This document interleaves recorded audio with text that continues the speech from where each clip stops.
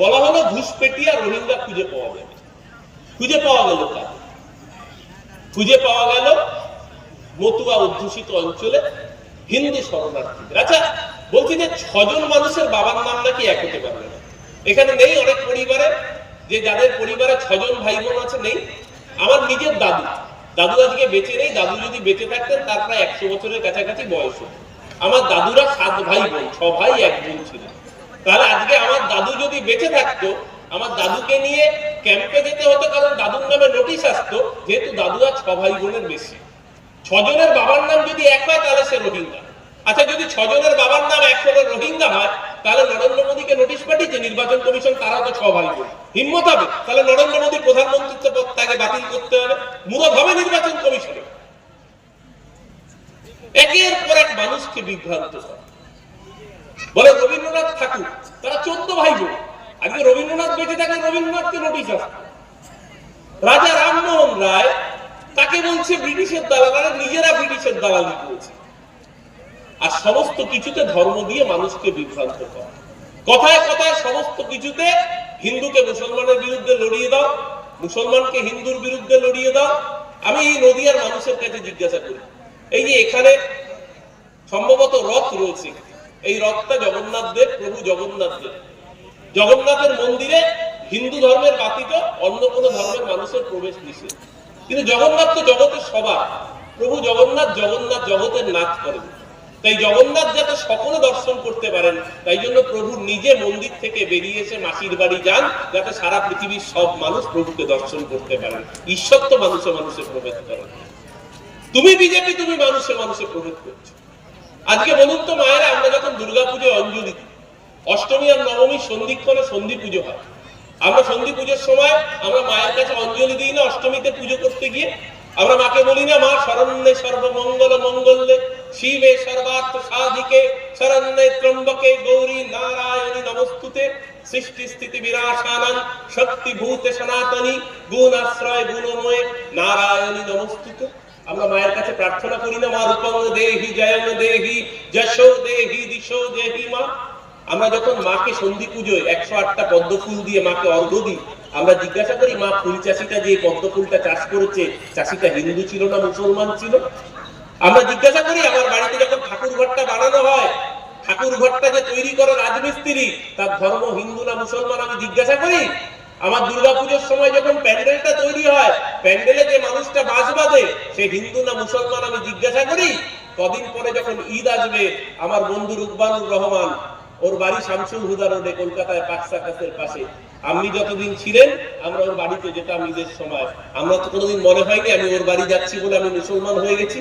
আমি আজ কত সাল? 2026 সাল। মাঝখানে পেরিয়ে গেছে কতগুলো বছর? 12টা বছর। এরা কি প্রতিশ্রুতি দিয়েছিল মনে আছে তো? যে নোটবন্দি করে কালাধন ফিরিয়ে আনবো, 15 লক্ষ টাকা করে অ্যাকাউন্টে ঢোকাবো। আর কি বলেছিল? 2 কোটি চাকরি করব। আর কি বলেছিল? সন্ত্রাস দমন করে দেব। কি করলো? 12 বছরের শাসনকালে 15 টাকাও কারোর অ্যাকাউন্টে ঢোকাতে পারেনি, 2 কোটি চাকরি করতে পারেনি, সন্ত্রাস দমন করতে পারেনি। কদিন আগে আমাদের চোখের সামনে পেহেলগাঁও ঘটে গেছে।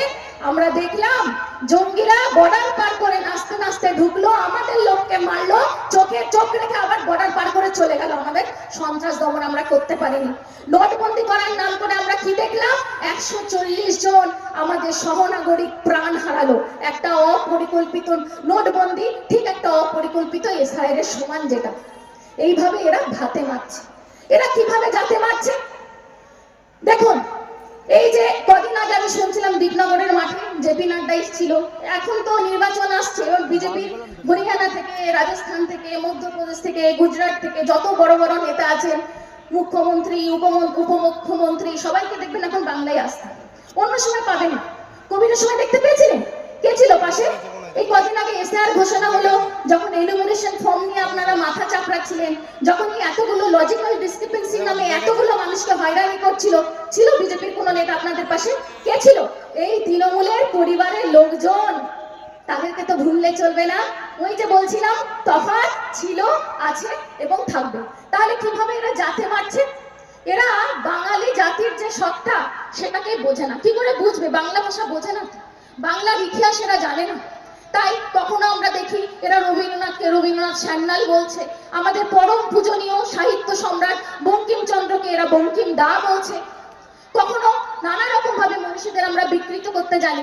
কিন্তু আমি মনে করাতে চাই যে বাংলার ইতিহাস এদের জানা উচিত। বাংলা হচ্ছে নবজাগরণ কমিশন হয়ে গেল চাকরের নতুন নাম। লোকে বলতো নির্বাচন কমিশন, এখন দেখছে নির্যাতন কমিশন। ও নির্যাতন করছে মানুষ। আর এখন তো কৃতদাস কমিশন হয়েছিল। আর এবার রাষ্ট্রপতির মতো পদকে সেখানে নামালেন রাজনীতি করতে। আমাদের রাষ্ট্রপতির উদ্দেশ্যে দেখুন কোনো অসুয়া নেই। আমরা দ্রৌপদী মুর্মু, তিনি ভারতের রাষ্ট্রপতি, তাকে আমরা শ্রদ্ধা জানাই, তাকে সম্মান করি। শুধু তার কাছে অনুরোধ, তার পদকে রাজনীতির আঙিনায় ব্যবহৃত হতে দেবেন না। আর বিজেপি যাদের ব্যবহার করে তাদের অভিজ্ঞতা কিন্তু ভালো হয় না। এর আগে জগদীপ ধনকরের কথা মনে আছে তো? রাজ্যের রাজ্যপাল রোজ নিয়ম করে দুবেলা রাজভবনকে পার্টি অফিস বানিয়ে ফেলেছিলেন বিজেপি। দুম করে একদিন চলে যেতে হলো উপরাষ্ট্রপতি হয়ে। আজকে কোথায় আছেন কেউ জানে না। তারপরে এলেন কে? সিভি আনন্দ বোস। দুম করে পদত্যাগ দিতে হলো। কেন দিতে হলো মুখ ফুটছে না।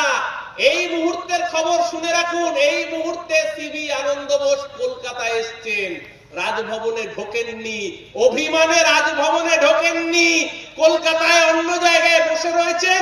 স্ত্রীকে পাঠিয়েছেন রাজভবনে তার ইমার্জেন্সি জিনিসগুলো নিয়ে আসার জন্য। এত রাজ বিজেপির ওপরে, নিজে রাজভবনে ঢোকেননি পর্যন্ত। এই মুহূর্তে কলকাতার মধ্যে অবস্থান করেও নিজে রাজভবনে ঢোকেননি। এই অবস্থা করেছেন আজকে। অনাচার করো যদি রাজা তবে ছাড়ো গদি। যারা তার ধামাধারী তাদেরও বিপদ ভারী। ওই যে ধামাধারী ছিলেন সিবি আনন্দ বোস, এখন বিপদ বুঝতে পেরেছে।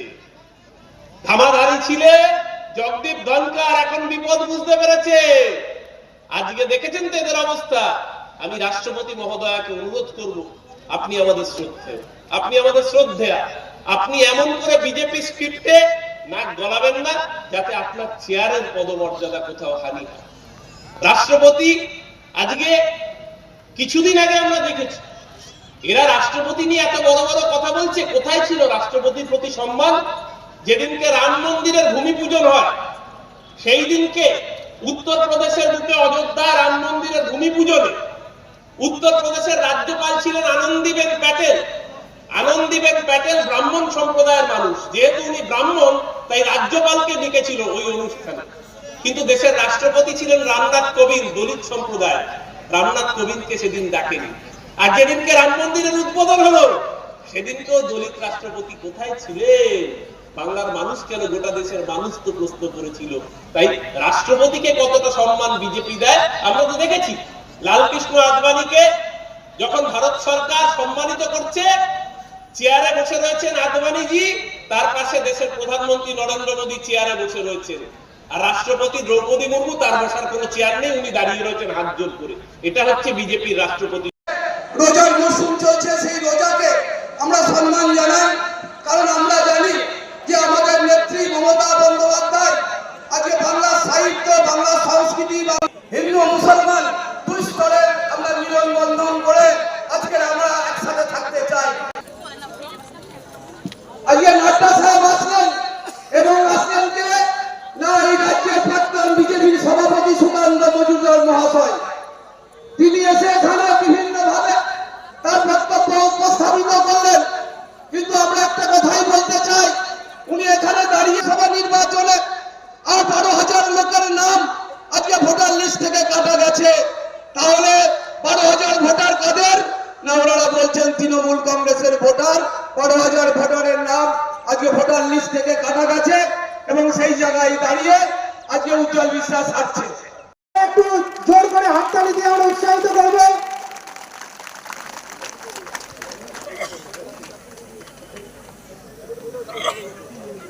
মহাশয়কে আমরা করতালি দিয়ে তাকে আমরা আপন করে নেব। এই আওয়াজ যেন দিল্লি পৌঁছায়, জোরে আওয়াজ হবে।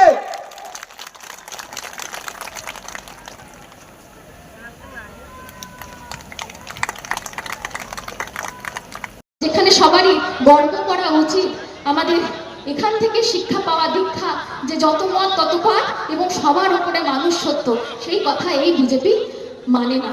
তাহলে এরা ভাতে মারছে, জাতে মারছে। আমরা দেখলাম যে বাংলায় কথা বললেই বিভিন্ন জায়গায় বিজেপি শাসিত রাজ্যগুলোতে বাংলা মানেই বাংলাদেশি পাঠিয়ে দাও, পুশব্যাক করো কোথায়? বাংলাদেশ। সোনালী খাতুন জলজান্ত উদাহরণ, অন্তঃসত্ত্বা মহিলা, বিএসএফকে ফিরিয়ে আনতে হলো। তাহলে কেন আজ বাংলাদেশ কথা বললে আমরা বাংলাদেশের এই অবমাননা আমরা মানবো? আমরা তো বাংলার মাটিতে জন্মেছি, আমরা তাহলে কেন এরকম ভাবে ভাতে মারতে, জাতে মারতে, হাতে মারতে দেব? হ্যাঁ, ধর্মের ভয় দেখায় যে আপনাদের হয়তো এই কাঠের মালা পরতে দেওয়া হবে না, আপনারা হয়তো হরিণা, সবাই নাকি অনুপ্রবেশকারী, সবাই নাকি রোহিঙ্গা। কিন্তু এই যে এতগুলো লোক বসে আছেন,